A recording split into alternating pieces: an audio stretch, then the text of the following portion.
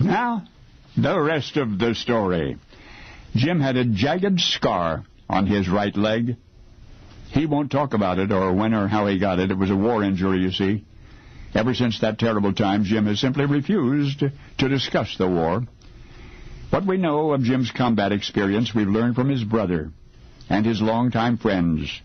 Jim was first off the landing craft at Anzio Beach, ordered so by his commanding officer, who, noting Jim was very tall, tallest in the troop, declared that he'd be the least likely to drown.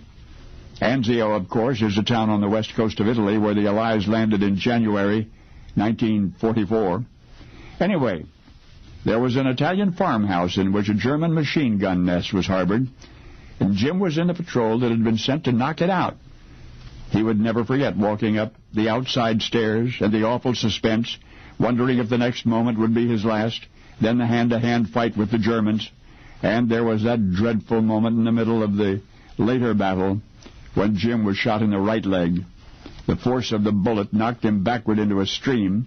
The water was shallow enough so that the young infantry private could keep his head above the surface, but then he realized he could not move. On his back with the icy water rushing over him, an uneventful life rushed through his brain like a speeded-up newsreel, a life which had barely begun. There he was singing in the church choir back in hometown Minneapolis. There he was in the middle of his freshman year at Beloit College in Wisconsin, staring at his draft notice, trying to imagine the adventures which lay before him. And so they flickered back and forth, the dead memories and the living nightmare and the icy water rushing madly on. 18 hours would pass before the medics found Jim in that frigid stream. The effects of exposure, the ragged hole in his leg, would require more treatment than he could get on the field. So Jim was taken to a hospital, and there he stayed for almost a year.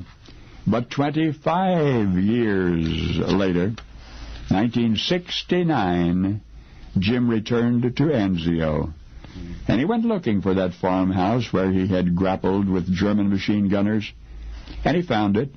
He even searched for the battlefield where he'd been wounded those long years before.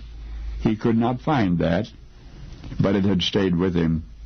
I mean, Jim carried that battle with him wherever he went, and he does even to this day.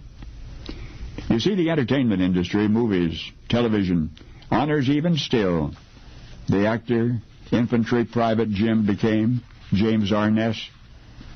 James Arness, of course you remember him. The long-running TV series Gunsmoke.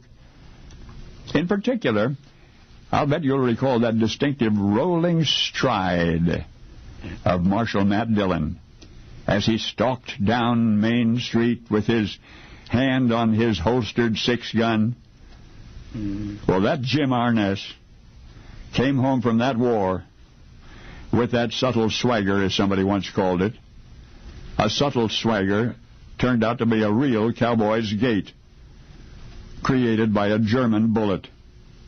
And though publicly he never talked about it, the world saw it, and you and I saw it, and we will remember forever in reruns the rest of the story.